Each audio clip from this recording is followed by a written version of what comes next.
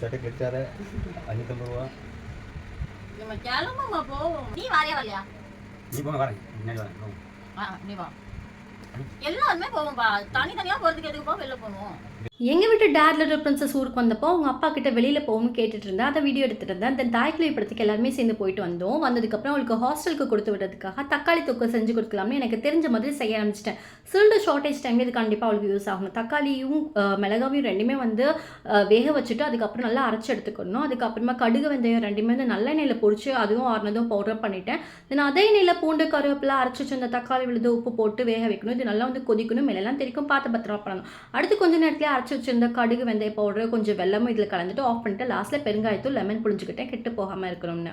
இந்த தொக்கு 1 மந்த் வரைக்கும் ஃப்ரிட்ஜில் வச்சு யூஸ் பண்ணலாம். இது தோசை சப்பாத்தி ரைஸ் எல்லாத்துக்குமே ரொம்ப சூப்பராக இருந்துச்சு. நீங்கள் ட்ரை பண்ணி பாருங்கள்.